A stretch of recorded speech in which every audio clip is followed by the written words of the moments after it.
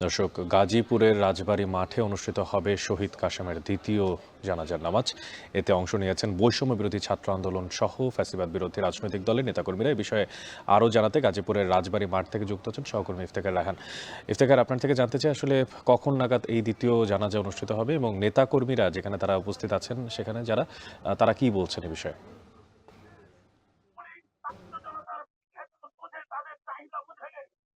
অনেক আর কিছুক্ষণ পরেই শহীদ কাসেমের যে দ্বিতীয় জানাজার নামাজ সেটি কিন্তু এই রাজবাড়ী মাঠে অনুষ্ঠিত হবে। ইতিমধ্যে এখানে যে শহীদ কাসেমের যে মরদেহবাহী যে ভ্যান গাড়ি যে অ্যাম্বুলেন্সটি সেটি কিন্তু এই রাজবাড়ী মাঠে এসে উপস্থিত হয়েছে এবং জানাজার নামাজে অংশ নিতে বৈষম্য বিরোধী ছাত্র আন্দোলন, জাতীয় নাগরিক কমিটি সহ ফ্যাসিবাদ বিরোধী বিভিন্ন যে রাজনৈতিক সংগঠনগুলো রয়েছে সেই সংগঠনের নেতাকর্মীরা এই জানাজার নামাজে অংশ নিতে এই রাজবাড়ী মাঠে এসে উপস্থিত হয়েছেন এবং এই মুহূর্তে এখানে যারা বিভিন্ন রাজনৈতিক দলের নেতাকর্মী রয়েছেন তারা শহীদ কাসেমের মৃত্যুর জন্য যারা দায়ী সেই আওয়ামী লীগের যে আকম মোজাম্মেল হকের যে অনুসারীরা রয়েছে তাদের শাস্তির দাবি জানিয়েছেন। পাশাপাশি তারা বলছেন যে আওয়ামী লীগের যারা বড় বড় রাঘব বোয়াল রয়েছে যারা তারা হয়তো পালিয়ে গেছেন কিন্তু তারা অনেকেই বিদেশে বসে এই দেশে যে আইন শৃঙ্খলা যে পরিস্থিতি কিংবা দেশের যে সার্বিক পরিস্থিতি সেটিকে আহ, যে অস্থিতিশীল করার জন্য তারা চেষ্টা করছেন।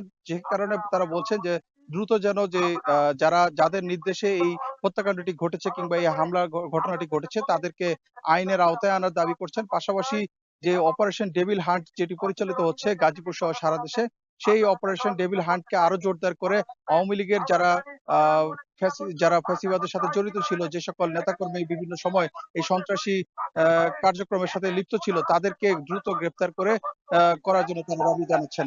এবং এখানে যারা বৈষম্য বিরোধী ছাত্র আন্দোলন সহ বিভিন্ন রাজনৈতিক দলের যারা নেতাকর্মী রয়েছে তারা কিন্তু যে শহীদ কাসেমকে প্রতি বিপ্লবের প্রথম শহীদ হিসেবে আখ্যায়িত করছেন এবং তারা বলছেন যে ছাত্রলীগের মতো করে যেন আওয়ামী লীগকেও বাংলাদেশে যেন তাদেরকে রাজনীতি করতে না দেওয়া হয় সেজন্য আওয়ামী লীগকে দ্রুত নিষিদ্ধ করার কিন্তু দাবি কিন্তু তারা করছেন। এবং এই যে যারা জানাজার নামাজে অংশ নিয়েছেন তাদের সাথে আমরা কথা বলেছিলাম, তাদের প্রত্যেকেই কিন্তু এই কথাটি বারবার বলছেন যে দেশ যখন ৬ মাস পেরিয়েছে গণ অভ্যুত্থানের পর, তখন যখন দেশ সামনে এগিয়ে যাচ্ছে ঠিক সে সময় আওয়ামী লীগের যারা এই আকম মোজাম্মেল হকের অনুসারীদের হামলায় যে প্রতি বিপ্লবের যে প্রথম শহীদ সেই শহীদ কাসেমের স্মৃতিকে এবং তার যে রক্তের শোধ দিতে তারা কিন্তু সর্বদা রাজপথে থাকবে বলে তারা অঙ্গীকার করছেন। এবং কিছুক্ষণ আগে এখানে জানাজার নামাজে অংশ নিতে এসেছেন গাজীপুর মেট্রোপলিটন পুলিশ কমিশনার এবং তিনিও কিন্তু জানিয়েছেন যে আশ্বাস দিয়েছেন দ্রুত সময়ের মধ্যে এই হত্যাকাণ্ডের সাথে যারা জড়িত রয়েছেন তাদেরকে আইনের আওতায় আনা হবে। কিছুক্ষণ পর জানাজার নামাজ অনুষ্ঠিত হবে। এরপরে গাজীপুরে যে বোট বাজারে সেখানে আরো একটি জানাজার নামাজ অনুষ্ঠিত হবে। তারপরে তাকে সেখানে দাফন করা হবে। তো সবকিছু মিলিয়ে গাজীপুরে কিন্তু এই মুহূর্তে জানাজার নামাজের যে প্রস্তুতি সেটি কিন্তু চলছে। তো এই ছিল আমার কাছে গাজীপুর থেকে সবশেষ তথ্য।